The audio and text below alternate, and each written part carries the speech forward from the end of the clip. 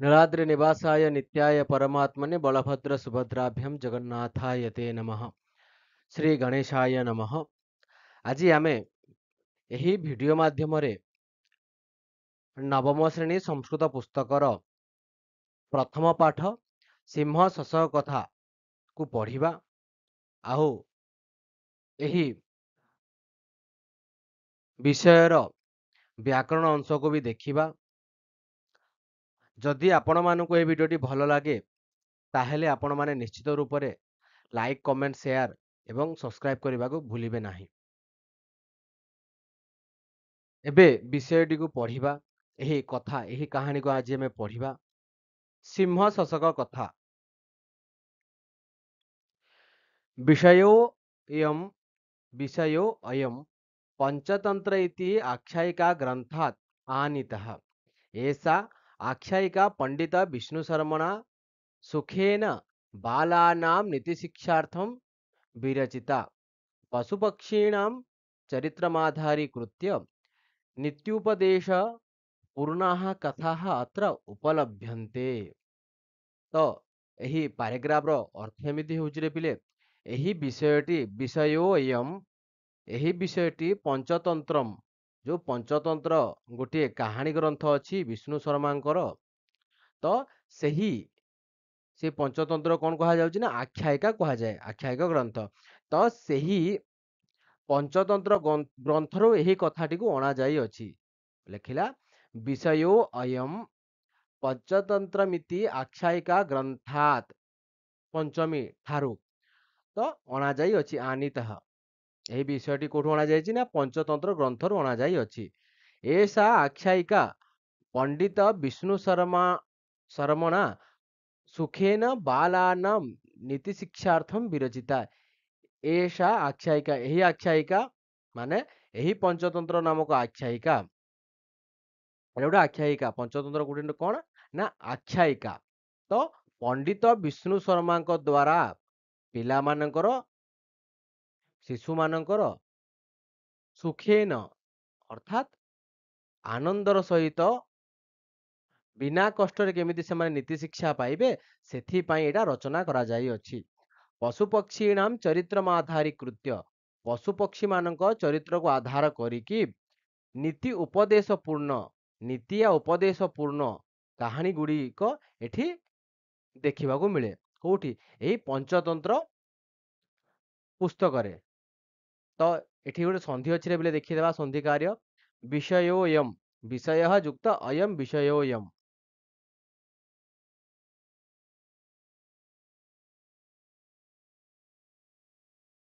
प्रकृत पक्षे पंचतंत्रमेव बालानां सर्वोत्तम शिक्षणीय ग्रंथः।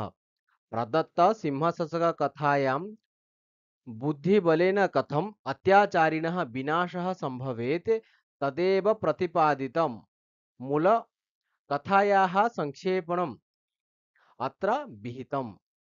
ଏହି ପାରାଗ୍ରାଫର ଅର୍ଥ ବୁଝିବାରେ ପିଲେ, ପ୍ରକୃତ ପକ୍ଷେ, ଆମେ ଯଦି ପ୍ରକୃତକୁ ଦେଖିବା ତ ପଞ୍ଚତନ୍ତ୍ରମେବ ବାଲାନାಂ ସର୍ବୋତ୍ତମ ଶିକ୍ଷଣୀୟ ଗ୍ରନ୍ଥ। ପ୍ରକୃତରେ ଆମେ ଯଦି ଦେଖିବା ପଞ୍ଚତନ୍ତ୍ର ହେଉଛି ବାଲକ ମାନଙ୍କର ସର୍ବୋତ୍ତମ, ସବୁଠୁ ଭଲ ଶିଖିବାର ଗୋଟେ ଗ୍ରନ୍ଥ।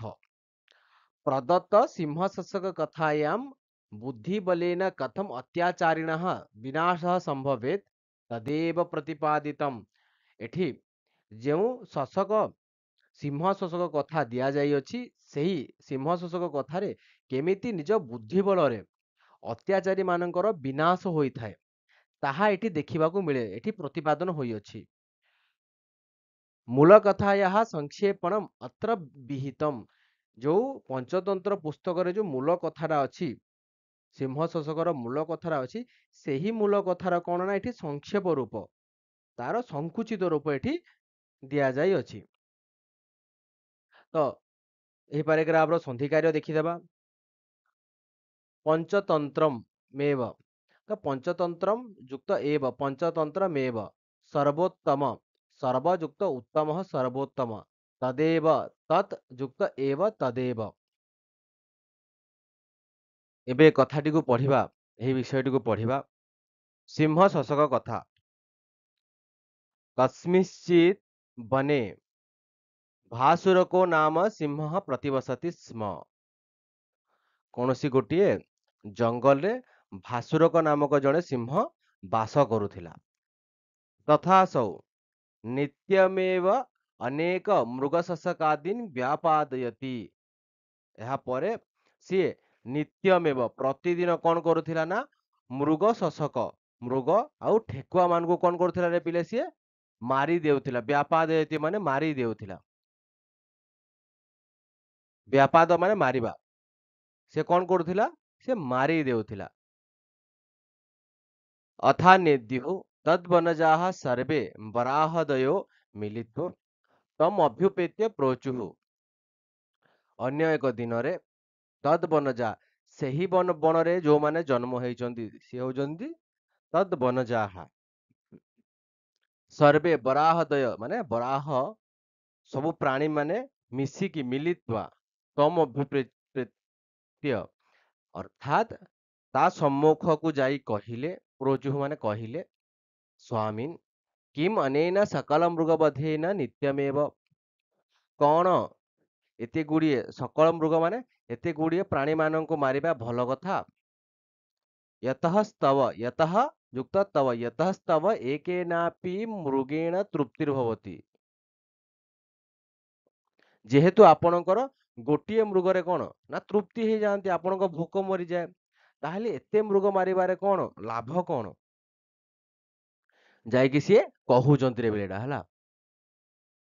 अद्य प्रभृति तवात्रोपविष्टस्य जातिक्रमेण तव अत्र उपविष्टस्य जातिक्रमेण प्रतिदिनमेको मृगो भक्षणार्थं समेष्यति। माने आपण एठी बसिथिबे ଆଉ ଆମେ ଜାତି କ୍ରମରେ କଣ କରିବୁ ନା ପ୍ରତିଦିନ ଗୋଟିଏ ମୃଗ ଆପଣଙ୍କୁ ଖାଇବା ପାଇଁ ପଠେଇବୁ। ଏବଂ କୃତେ ତବ ତାବତ୍ ପ୍ରାଣ ଯାତ୍ରା କ୍ଲେଶମ୍ ବିନା ଭବିଷ୍ୟତି। ମାନେ ଏମିତି କରିବା ଦ୍ୱାରା ଆପଣଙ୍କ ଜୀବନ ଧାରଣା ବିନା କଷ୍ଟରେ ହୋଇପାରିବ। ଜୀବନ ଯାପନ କଣ ହେଇପାରିବ ବିନା କଷ୍ଟରେ ହେଇପାରିବ। ପୁଣି अस्माकं च पुनः सर्वोच्छेदनम न स्यात्। ପୁଣି ଆମ ମାନଙ୍କର ସମସ୍ତଙ୍କର ବିନାଶ ନ ହେବା କଥା ବୋଲିକି ପ୍ରାଣୀ ମାନେ କାହାକୁ କହିଲେ ରେ ପିଲେ ଭାସୁରକ ନାମ ସିଂହକୁ କହିଲେ।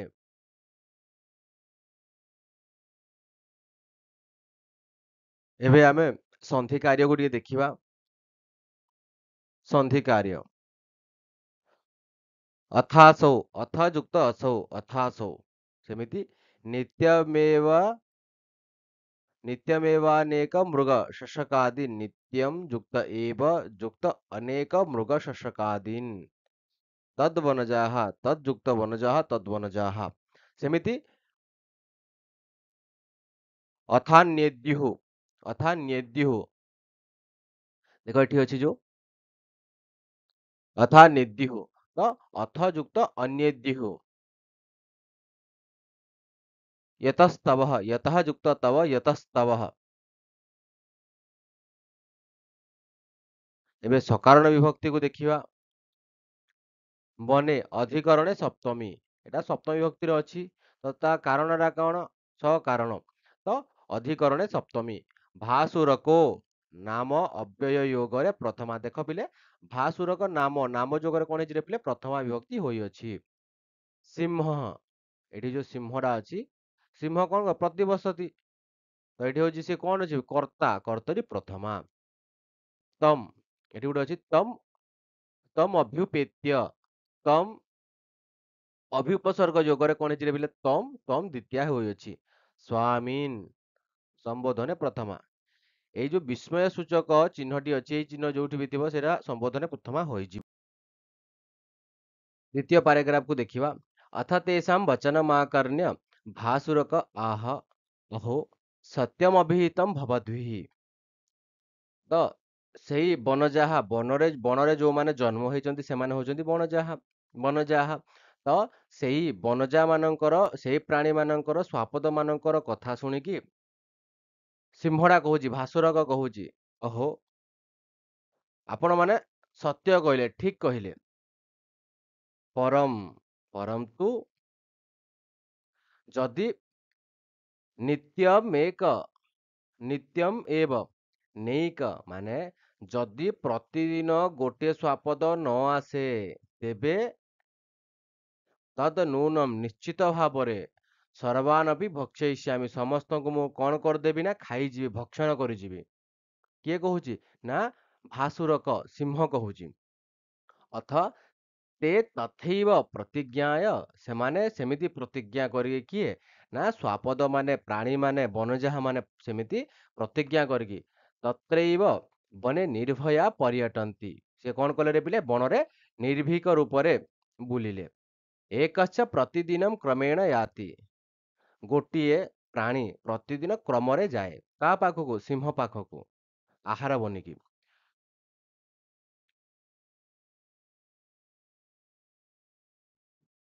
ଏହି ପାରାଗ୍ରାଫର ଆମେ ଏବେ ଶବ୍ଦାର୍ଥ ଜାଣିବା। ବଚନ ମାକର୍ଣ୍ୟ କଥା ଶୁଣିକି ଆହ କହିଲା କିଏ କହିଲା ଭାସୁର କହିଲା ଆହ ତ ଶ୍ୱାପଦଃ ପ୍ରାଣୀ ମାନେ ନୂନମ୍ ନିଶ୍ଚିତ ପର୍ଯ୍ୟଟନ୍ତି ବୁଲନ୍ତି। ଏବେ ସନ୍ଧି କାର୍ଯ୍ୟ ଦେଖିବା। ସତ୍ୟମ୍ ଅଭିହିତମ୍ ସତ୍ୟମ୍ ଯୁକ୍ତ ଅଭିହିତମ୍ ସତ୍ୟମ୍ ଅଭିହିତମ୍ ନିତ୍ୟमेव नित्यं युक्त एव नित्यमेव नैक न एक नैक न न एक नैक तद नूनम तद युक्त नूनम तन्नूनम डबल न ଅଛି रे तन्नूनम तद युक्त नूनम तन्नूनम एकश्च एकः युक्त च एकश्च। ଏବେ ସକାରଣ ବିଭକ୍ତି ଦେଖିବା ତ तेषाम कृद योगे षष्ठी एठी जो तेषाम अछि षष्ठी भी बहुवचन तेषाम जो अछि एटा होजी कृद योगरे षष्ठी। भासुरकः कर्तरी प्रथमा एठी भासुरक अछि एटा होजी यार कारण होजी कर्तरी प्रथमा। स्वापदः स्वापद स्वापद होजी कर्तरी प्रथमा। क्रमेण प्रकृत्या दिव्यः तृतीया पूरा क्रमेण अछि एठी गुटे क्रमेण शब्द अछि देखो क्रमेण ତ ଭବଦ୍ଭି ଅନୁକ୍ତେ କର୍ତ୍ତରି ତୃତୀୟା ଏଠି ଭବଦ୍ଭି ଅଛି ଅନୁକ୍ତେ କର୍ତ୍ତରି ତୃତୀୟା। ପରବର୍ତ୍ତୀ ପାରାଗ୍ରାଫ କୁ ପଢିବା। अथ कदाचित् जातिक्रमात् शशकस्य वारः समायातः सः समस्तमृगैः प्रेरितो अनिच्छन्नपि मन्दं मन्दं गत्वा सिंहस्य वधोपायं चिन्तयन् बेलातिक्रमं कृत्वा व्याकुलितो हृदयो यावत् गच्छति व्याकुलित हृदयो यावत् गच्छति तावन् मार्गे कूपमेकं दृष्टवान् यावत् सः कूपोपरि याति तावत् कूपमध्ये आत्मनः प्रतिबिम्बं ददर्श दृष्ट्वा च तेन चिन्तितं यत् भव्यः उपायो अस्ति अहं भासुरकं प्रकोप्य स्वबुद्ध्यास्मिन् स्वबुद्ध्या अस्मिन् कूपे पातयिष्यामि। तो यही पैराग्राफ रो ओडिया अर्थ होजी रे पिले अथ अथ ଏହା ପରେ କଣ ହେଲା ରେ ପିଲେ ନା ଜାତିକ୍ରମରେ କାହାର ସମୟ ଆସିଲା ନା ଶଶକର ସମୟ ଆସିଗଲା ଶଶକର ବାର ଆସିଗଲା। ଯେତେବେଳେ ଶଶକର ବାର ଆସିଗଲା ଓକେ ତ ସିଏ ସହ ସମସ୍ତ ମୃଗୀ ହିଁ ପ୍ରେରିତ ଅପି ସେ ସମସ୍ତ ମୃଗ ଶ୍ୱାପଦ ମାନଙ୍କ ଦ୍ଵାରା ପ୍ରେରିତ ହେଇ ଅନିଚ୍ଛନପି ମାନେ ଇଚ୍ଛା ନଥିଲେ ବି ସିଏ କଣ ଧୀରେ ଧୀରେ ମନ୍ଦମ ମନ୍ଦମ ଗତ୍ୱା କଣ ନା ମନ୍ଦମ ମନ୍ଦମ କାହା ପାଖକୁ ଯାଉଛି ସିଂହ ଯାଇକି ସିଂହର ବଧୋପାୟମ ସିଂହକୁ କେମିତି ମାରିବ ସେ ଚିନ୍ତା କରି କରି କରି କରି ସେ କଣ ବେଳାକୁ ଅତିକ୍ରମ କରି ଯାଉଛି ଅତିକ୍ରମ ମାନେ କଣ ଡେରିରେ ଯାଉଛି ଡେରି କରିଦଉଛି କୃତ୍ୱ ବ୍ୟାକୁଳିତ ହୃଦୟ ୟାବତ୍ ଗଚ୍ଛତି ସେ କଣ ବ୍ୟାକୁଳିତ ହୃଦୟରେ ଯାଉଛି। ଦେଖ କି ଥରେ ଶଶକର ଠେକୁଆର ସମୟ ଆସିଲା ସେ ତାକୁ ସମସ୍ତ ମୃଗ ମାନେ ସମସ୍ତ ପ୍ରାଣୀ ମାନେ କଣ ତାକୁ ପଠେଇଲେ ସେ କଣ ଅନିଚ୍ଛା ସେ ପଠେଇବା ସତ୍ତ୍ୱେ ବି ସେ କଣ ହେଲା ରେ ପିଲେ ନା ଅନିଚ୍ଛାରେ ସେ ଧୀରେ ଧୀରେ ଧୀରେ ଧୀରେ ଯାଇକି କଣ କଲା ନା ସିଂହର ମରିବା ଉପାୟଟା ସିଂହ କେମିତି ସେ ମାରିବ ସେ ଚିନ୍ତା କରି କରି ସେ ଟାଇମକୁ କଣ କରୁଛି, ସମୟଟାକୁ କଣ କରୁଛି, ସିଏ ଅତିକ୍ରମ କରିଦଉଛି, ଲେଟ୍ କରି କରି ଯାଉଛି ସିଏ। ତାବନ ମାର୍ଗେ କୁମମେକ ଦୃଷ୍ଟବାନ, ସେତେବେଳେ ସେ କଣ କଲାରେ ବିଲେ ନା ଗୋଟେ ମାର୍ଗରେ ଗୋଟେ କୂଅ ଦେଖିଲା। କଣ ଦେଖିଲା ନା କୂଅ ଦେଖିଲା। ତାବତ ସହ କୂପ ଉପରି ଯାତି, ଓକେ, ଯେତେବେଳେ ସେ କୂଅର ଉପରକୁ ଗଲା, ତାବତ କୂପ ସେତେବେଳେ ତାବତ କୂପ ମଧ୍ୟ ଆତ୍ମନଃ ପ୍ରତିବିମ୍ବମ ଦଦର୍ଶ, ସେତେବେଳେ ସେ କୂଅ ମଝିରେ କଣ ଦେଖିଲା ରେ ପିଲେ, କୂଅ ଭିତରେ ନା ନିଜ ଆତ୍ମାର ପ୍ରତିବିମ୍ବ, ମାନେ ନିଜର ପ୍ରତିବିମ୍ବକୁ ସିଏ ଦେଖିଲା। କୋଉଠି ନା କୂଅ ଭିତରେ। ଦୃଷ୍ଟାଚ ତେନ ଚିନ୍ତିତମ୍, ସେଇଟା ଦେଖିକି ସେ ଚିନ୍ତା କଲାରେ ବିଲେ, ଚିନ୍ତିତମ୍ ଠେକୁଆ ତଦ ଭବ୍ୟ ଉପାୟ ଅହମ୍ ଭାସୁରକମ୍ ପ୍ରକୋପ୍ୟ, ଏହା ହଉଛି ଗୋଟେ ଭବ୍ୟ ଉପାୟ। କାହାକୁ ନା ଭାସୁରକକୁ ମାରିବା ପାଇଁ। ଅହମ୍ ଭାସୁରକମ୍ ପ୍ରକୋପ୍ୟ ସ୍ୱବୁଦ୍ଧ୍ୟା अस्मिन् କୂପେ ପାତୟିଷ୍ୟାମି, ମୁଁ ଭାସୁରକୁ କଣ କରିବି ନା ରଗେଇକି, ରାଗ କରେଇକି ତାକୁ ନିଜ ବୁଦ୍ଧି ବଳରେ ଏହି କୂପରେ ତାକୁ ପକେଇଦେବି। ତ ଦେଖିବା ସେ କଣ ନା ଠେକୁଆ ମାନଙ୍କ ଦ୍ୱାରା, ସମସ୍ତ ପ୍ରାଣୀ ମାନଙ୍କ ଦ୍ୱାରା କଣ ଠେକୁଆ ପ୍ରେରିତ ହେଇଥିଲା। ପ୍ରେରିତ ହେବା ସତ୍ତ୍ୱେ ବି ସେ ଅନିଚ୍ଛା କରି କଣ ଧୀରେ ଧୀରେ ଧୀରେ ଧୀରେ ଯାଉଥିଲା।